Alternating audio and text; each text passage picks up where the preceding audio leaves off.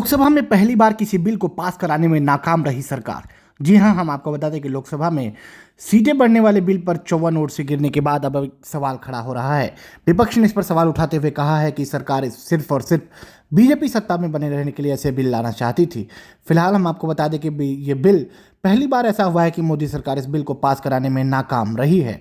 दरअसल आपको बता दें कि 352 वोट पक्ष में चाहिए थे, जबकि महज 298 वोट मोदी सरकार के पक्ष में हुआ, जिससे ये बिल गिर गया है। दरअसल हम आपको बता दें कि लोकसभा में सीटें बढ़ाने के लिए लाया गया संविधान का 131वां संशोधन बिल पास नहीं हो पाया है।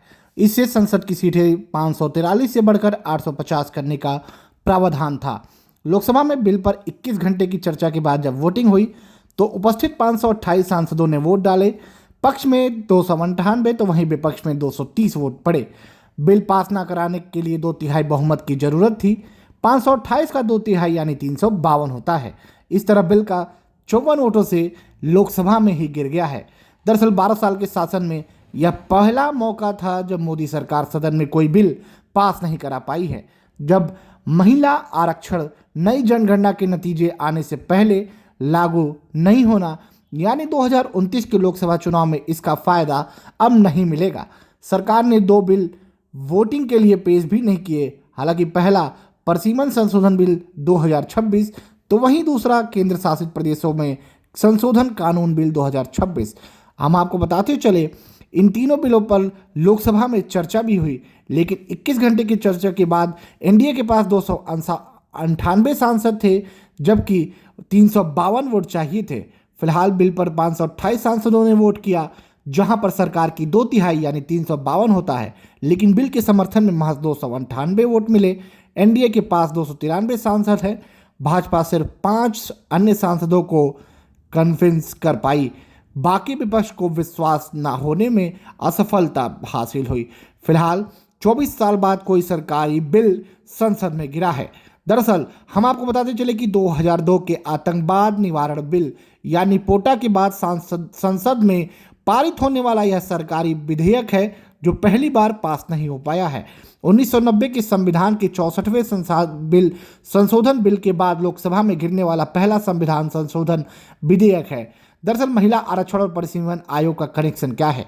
सरकार ने लोकसभा में 3 बिल पेश किए थे। इसमें से संविधान का 131वां संशोधन बिल, परिसीमन संशोधन संविधान बिल 2026, दूसरा केंद्र शासित प्रदेश में कानून संशोधन बिल 2026 शामिल थे। महिला आरक्षण बिल यानी नारी शक्ति वंदन अधिनियम के तहत लोकसभा में और राज्यसभा की विधानसभा में 33% सीटों पे महिलाओं की रिजर्व होनी थी। हालांकि यह 2034 तक लागू होता। इसके लिए परिसीमन की जरूरत है। परिसीमन का मतलब है कि देश की आबादी के आधार पर लोकसभा और विधानसभा की सीटें और सीमाओं की संख्या तय करना। यह काम एक समय परिसीमन आयोग करता है। पहले यह तय होता है कि राज्य में कितनी सीटें होंगी और किन इलाकों की सीमाएं कितने होंगे। इसके बाद ही आरक्षण तय हो पाएगा। फिलहाल हम आपको बताते चले कि इस पर विपक्ष का हल्ला बोल भी देखने को मिला है। विपक्ष के तमाम सांसदों और नेताओं का कहना था कि बीजेपी सिर्फ और सिर्फ सत्ता में काबिज होने के लिए इसे ला रही थी।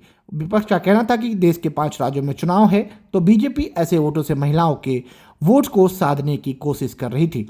फिलहाल ये सवाल अब खड़ा होता है कि 12 साल के कार्यकाल में पहली बार मोदी सरकार का कोई बिल लोकसभा में पास नहीं हो पाया है। इससे राजनीतिक हलचल में क्या कुछ देखने को मिलता है। फिलहाल विपक्ष ने मोदी सरकार पर हमला बोलते हुए कहा है कि बीजेपी सरकार महिला विरोधी सरकार के रूप में है। हालांकि महिलाओं के ऊपर सिर्फ और सिर्फ ऐसे बिल से वोट पाने की राजनीति बीजेपी कर रही है। अब क्या कुछ आगे होता है ये देखने लायक होगा, लेकिन हम आपको बता रहे थे कि प्रधानमंत्री नरेंद्र मोदी की अध्यक्षता में पहली बार लोकसभा में किसी भी कानून को बीजेपी पारित कराने में नाकाम हुई है। इस पर आपकी क्या है प्रतिक्रिया, जरूर बताइएगा। जय हिंद।